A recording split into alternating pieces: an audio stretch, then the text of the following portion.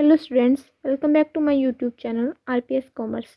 तो my name is Kajal Chauhan और आज जो मैं वीडियो लेके आई हूँ वो हमारी होने वाली है बीकॉम के सेकंड सेमेस्टर के लिए।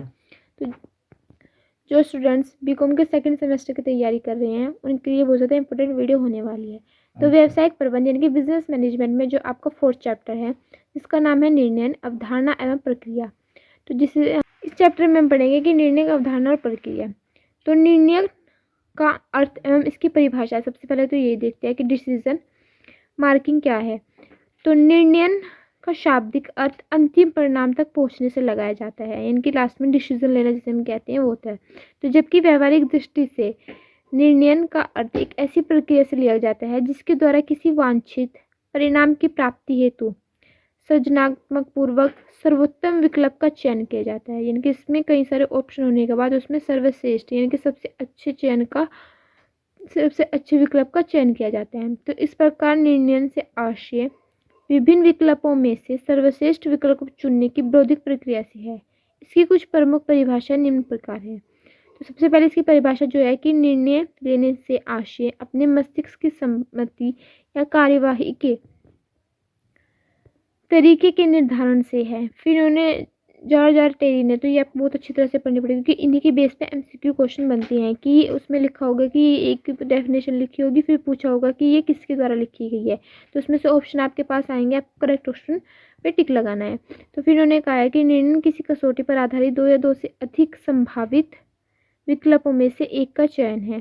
फिर उन्होंने कहा है कि निर्णय एक चयन क्रिया है जिसके अंतर्गत एक अधिशास्त्रिक दी हुई परिस्थिति में इस निर्णय पर पहुंचता है कि क्या किया जाना चाहिए।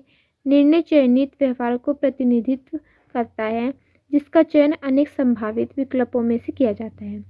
फिर एलन के अनुसार कह रहा है कि निर्णय वह कार्य है जिसमें एक प्रबंधक किसी निष्कर्ष और निर्णय पर पहुंचने के लिए करता है। फिर पीटर एफ डेकर ने कहा है कि निर्णय विभिन्न विकल्पों के मध्य चयन है। इन सब ने अपने अपने अनुसार डेफिनेशन दे दी। फिर कह रहा है कि निर्णय की उपयुक्त परिभाषाओं का अध्ययन करने से स्पष्ट होता है कि निर्णय लेना एक ऐसी क्रिया है जिसके द्वारा किसी कार्य को करने के संभावित विकल्पों में से एक श्रेष्ठतम विकल्प का चयन किया जाता है और यह चयन कुछ मापदंडों पर आधारित होता है। फिर यहाँ पे इसकी कुछ कह रहा है कि विशेषताएं या इसके लक्षण। तो निर्णय की विभिन्न विद्वानों द्वारा दी गई परिभाषाओं के आधार पर यह कहा जा सकता है कि निर्णय लेने की प्रक्रिया में निम्नलिखित मूल्य या लक्षण पाए जाते हैं, जो कि है कि निर्णय एक मानसिक क्रिया है क्योंकि तर्कपूर्ण विचार विनिमय के उपरांत ही निर्णय लिए जाते हैं। अब निर्णय के अंतर्गत अंतिम निष्कर्ष पर पहुंचने के लिए पहले विभिन्न तत्वों का मूल्यांकन करना होता है। फिर कह रहा है कि निर्णय एक चयनात्मक प्रक्रिया है क्योंकि निर्णय प्रक्रिया में किसी कार्य को करने के लिए अनेक विकल्पों में से श्रेष्ठतम विकल्प का चयन करना होता है। फिर वो कह रहा है कि निर्णय स्वयं में कोई लक्ष्य नहीं है। ठीक है, निर्णय स्वयं में कोई लक्ष्य नहीं है वरन यह एक अंतिम लक्ष्य की प्राप्ति का एक साधन है। फिर निर्णय नकारात्मक एवं सकारात्मक हो सकता है। इनके फिर वो कह रहा है कि यह नियोजन का अंग है, अर्थात नियोजन की समस्त प्रक्रिया निर्णय पर ही आधारित है। फिर इसका महत्व आता है कि महत्व में कह रहा है कि निर्णय प्रबंध का प्राथमिक कार्य है, इनके डिसीजन प्रबंध का प्राथमिक कार्य है। अब कह रहा है कि निर्णय प्रबंध की आत्मा सार व मूल्य है। अब निर्णय को एल साइमर ने प्रबंध का पर्यायवाची बताया है। यह प्रबंधकीय प्रक्रिया में निर्णय को पृथक कर दिया जाए तो निश्चय ही प्रबंध निर्जीव हो जाएगा। एक प्रबंध जो कुछ भी करता है वह निर्णय के द्वारा ही करता है और उसका संपूर्ण जीवन निर्णय में से ही गुजरता है। अब क्या कह रहा है कि जी वो जॉन मैकडोनाल्ड ने तो इस संबंध में एक बहुत ही सरल, संक्षिप्त परंतु उपयुक्त वाक्य का प्रयोग किया गया है कि व्यावसायिक प्रबंधक एवं पेशेवर निर्णय लेने वाले व्यक्ति होता है। अब निर्णय की महत्ता को निम्नलिखित बिंदुओं के द्वारा भी स्पष्ट किया जा सकता है। सबसे पहला है कि निर्णय समस्त प्रबंधकीय कार्यों का मर्म है। फिर यहाँ पे कह रहा है कि निर्णय का संबंध साधन अथवा साध्य अथवा दोनों से हो सकता है। फिर नीति निर्माण में निर्णय की भूमिका, कार्यकुशलता मूल्यांकन का आधार, परिवर्तन की चुनौती का सामना करने के लिए सार्वभौमिकता एवं परिपक्वता लिए, जोखिम को सीमित करने के लिए, उद्देश्य को स्पष्ट प्राप्ति के लिए। ठीक है, तो अब कह रहे हैं कि स्पष्ट है कि निर्णय प्रबंधन की सफलता के लिए परमावश्यक एवं संपूर्ण संस्था की सफलता एवं अस्तित्व के लिए अनिवार्य है। फिर वो यहाँ पे कह रहा है कि विवेकपूर्ण, ये आ जाता है यहाँ पे टॉपिक कि विवेकपूर्ण निर्णय का अर्थ और इसकी परिभाषाएं। तो व्यवस्थित, तर्कपूर्ण, संग्रम, ज्ञान एवं जानकारी के आधार पर लिए गए निर्णय विवेकपूर्ण निर्णय कहलाते हैं। यानी कि व्यवस्थित और तर्कपूर्ण और अच्छे से ज्ञान के आधार पर लिए गए निर्णय ही विवेकपूर्ण निर्णय कहलाते हैं। वस्तुनिष्ठ ढंग से लिया गया निर्णय जो सीमित संसाधनों से इच्छित लक्ष्यों की प्राप्ति के लिए सहायक होता है, विवेकपूर्ण निर्णय कहलाता है। अब इसकी भी कुछ जो डेफिनेशन दी गई है वो गेस ट्रेनर ने कहा है कि विवेकपूर्ण व्यावसायिक निर्णय वह है जो उन लक्षणों को प्रभावपूर्ण एवं दक्षतापूर्ण प्राप्ति की सुनिश्चित करते हैं जिनके लिए संसाधनों का चयन किया गया है। और हर्बल साइमन के अनुसार है कि किसी भी प्रशासनिक निर्णय को सही होना एक सापेक्षिक बात है। अब कह रहे कि यह तभी औचित्यपूर्ण होता है जबकि यह अपने निर्धारित लक्ष्यों की प्राप्ति के लिए उपयुक्त साधनों को चुनाव करता है। अब इसका निष्कर्ष करता है कि विवेकपूर्ण निर्णय से आशय उपलब्ध संसाधनों एवं सीमाओं के अंतर्गत व्यवस्थित, तर्कपूर्ण ढंग से तथा पूर्ण जानकारी के आधार पर सम्यक निर्णय प्रक्रिया के द्वारा ही लिए गए निर्णय से है। अब पूर्ण विवेकशील निर्णय की मान्यता शर्तें। तो इसकी जो मान्यताएं और शर्तें हैं वे है कि जब निर्णयकर्ता की सोच पूरी तरह से तर्कपूर्ण हो, इस संबंधित निर्णय पूर्ण तथ्यों पर आधारित है, सत्यता की जांच करने के बाद लिया गया हो, जब निर्णयकर्ता पूर्ण निष्पक्ष हो तथा भावनाओं पर किसी व्यक्ति के प्रभाव से प्रेरित ना हो, जब निर्णयकर्ता के पास निर्णय से संबंधित सभी सूचनाएं और रूप से उपलब्ध हो। फिर कह रहा है कि इसमें बहुत सारे दिए यहाँ पे कि निर्णय समस्या को पूर्ण रूप से स्पष्ट जानकारी हो, लक्ष्यों की पूर्ण स्पष्ट जानकारी हो, समस्या के सभी विकल्पों की पूर्ण जानकारी होने के साथ साथ उसके उपयुक्त विकल्प को संभावित परिणामों एवं प्रभावों से भी जानकारी हो।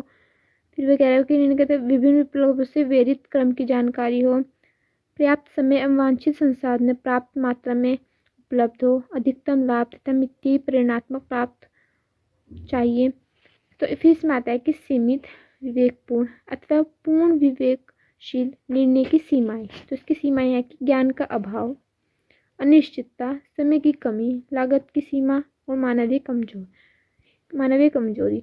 फिर ये तो हो गया आपका चैप्टर जो थ्योरी वाइज आपका हो गया। अब इसमें आपके क्वेश्चन आते हैं कि MCQ बेस। तो मल्टीपल चॉइस क्वेश्चन जो आपके आते हैं वो है कि किसी भी कार्यवाही को करने हेतु विभिन्न विकल्पों में से किसी एक का वास्तविक रूप से चयन किया जाना ही निर्णय कहलाता है। यह कथन किसने कहा, जो हमने पीछे पढ़ा था, तो ये किसने कहा था, डोनल ने। तो यह कथन किसका है कि किसी मानदंड के आधार पर दो या दो से अधिक संभावित विकल्पों में से किसी एक का चुनाव करना ही निर्णय है।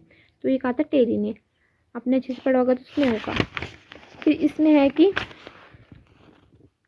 यह कथन किसका है कि एक मनुष्य का जीवन स्तर निर्णय लेने की प्रक्रिया है। तो R-डोवर ने। फिर निर्णय क्या है, एक उपरोक्त सभी, तो एक प्रबंधकीय कार्य भी है, एक नियंत्रण प्रक्रिया भी, एक विरोधिक क्रिया भी है। अब वो कह रहा है कि यहाँ पे कि सभी निर्णय होते हैं, सकारात्मक और नकारात्मक दोनों हो सकते हैं। निर्णय लिए जाते हैं किसके द्वारा, सर्वोच्च प्रबंध के द्वारा, व्यावसायिक अर्थशास्त्र द्वारा, निम्न स्तरीय प्रबंधकों द्वारा, तो सभी के द्वारा। निर्णय लेने की विधियाँ कितनी है, सभी देखो, भूतकाल के लिए, प्रयोग के आधार पर, ठीक है, भविष्य के विश्लेषण के आधार पर, तो उपरोक्त सभी। अब निर्णय का कार्य क्या आता है, निम्न स्तर पर, उच्च पर या मध्य पर, तो तीनों पर आता है, तो सभी। निर्णय विभिन्न विकल्पों के मध्य चयन है, यह कथन किसका था, पीटर एफ डकर का। अब परिसंपत्ति विवेकता की अवधारणा देन है, तो ये किसकी देन है, यहाँ पे साइमन की। फिर निर्णय की विशेषता, उपरोक्त सभी। निर्णय एक महत्वपूर्ण भाग है नियोजन का। अब निर्णय प्रबंध का पर्यवाची है, किसने कहा था, रॉबर्ट साइमन ने।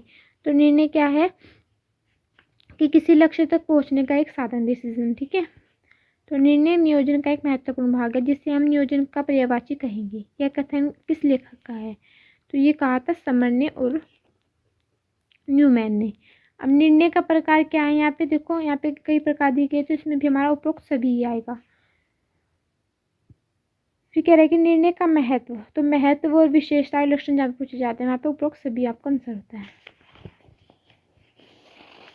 फिर इसी में आ रहा है कि निर्णय का सिद्धांत है, तो सिद्धांत में देखो उपरोक्त सभी निम्नलिखित में से कौन सा निर्णय का सिद्धांत नहीं है, तो नहीं यहाँ पे क्या आएगी, देखो अनुपातिक का सिद्धांत ये भी है, गतिशीलता का सिद्धांत ये भी है, व्यक्तिगत स्वार्थ का सिद्धांत, अनुमान का सिद्धांत ये वाला नहीं है। तो अच्छे निर्णय का आधार क्या है, आर्थिक, वैज्ञानिक और नैतिक तीनों, इनके उपरोक्त सभी। निर्णय की प्रकृति होती है सजा रहने वाली क्रिया, विवेकपूर्णता, निर्णय पूर्वमान का एक अंग है, तो इसमें उपरोक्त सभी।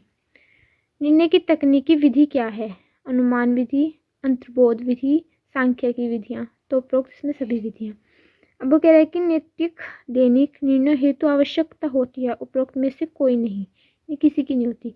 आधारभूत महत्वपूर्ण निर्णय हेतु आवश्यकता होती है अतिरिक्त विश्लेषण की, गहन अध्ययन की, विस्तृत अधिकार की, तो इन तीनों की आवश्यकता होती है। ठीक है, तो महत्वपूर्ण निर्णय लिए जाते हैं उच्च स्तरीय द्वारा, प्रबंधकों द्वारा, जो उच्च स्तर पर प्रबंधक होते हैं उनके द्वारा। अब निर्णय होना चाहिए, क्या होना चाहिए, परिस्थिति के अनुरूप भी होना चाहिए, आर्थिक दृष्टि के अनुकूल भी होना चाहिए, वैधानिक रूप से उचित भी होना चाहिए, तो तीनों होना चाहिए। अब निर्णय की प्रकृति क्या होती है कि निरंतरता की प्रक्रिया, वचनबद्धता, नए निर्णय का उद्गमन, तो उपरोक्त सभी। अब निर्णय को माना गया है प्रबंध का पर्यायवाची, निम्नलिखित में से कौन सा कथन सत्य है, तो प्रबंध निर्णय की प्रक्रिया ये भी सत्य है। परिसीमिता, विवेकता हर्बर्ट एस साइमर की देन है, ये भी सत्य है। किसके अनुसार निर्णय की अवधारणा एक चयन अवधारणा है, तो इन तीनों के अनुसार, तो उपरोक्त सभी है। फिर कह रहा है कि निर्णय की गति गणितीय विधि नहीं है, तो अंतर्बोध इसकी गणितीय विधि नहीं है। निर्णय प्रक्रिया का प्रथम चरण क्या है, समस्या को परिभाषित करना। इसी में हमारे क्वेश्चन यहाँ पे आएगी, पूर्ण विवेकशील निर्णय की सीमा है, तो मानवीय कमजोरियां, ज्ञान का अभाव और अनिश्चितता तीनों। निर्णय को प्रशासनिक मॉडल की प्रतिपादिता है, तो हर्बर्ट एस साइमन ने। प्रशासनिक मानव मॉडल का लक्षण है संतोषजनक, संतुष्टि देने वाला निर्णय। किसने प्रबंधक को आर्थिक व्यक्ति न मानकर प्रशासनिक व्यक्ति कहा है, तो ये कहा था हर्बर्ट साइमन ने। निम्नलिखित में से कौन सा सत्य है, तो इसमें है कह रहा है कि जो तीनों जगह तीनों सत्य ही है। कार्यात्मक निर्णय का लक्षण है दोहराने वाली प्रकृति, निश्चितता, सुव्यवस्था। नीति संबंधित निर्णय लिए जाते हैं उच्च प्रबंधकों द्वारा। निर्णय प्राय किस रूप में व्यक्त होता है, तो होता है उपरोक्त तीनों में। कौन सा सिद्धांत निर्णय का सिद्धांत नहीं है, तो नियोजन का सिद्धांत। निर्णय की परंपरागत विधि नहीं है, तो वह प्रयोग के आधार पर। तो यहीं पे चैप्टर खत्म होता है। वीडियो आपको कैसी लगी कमेंट करके जरूर बताएं। वीडियो को लाइक शेयर कमेंट करके चैनल को सब्सक्राइब कर दें।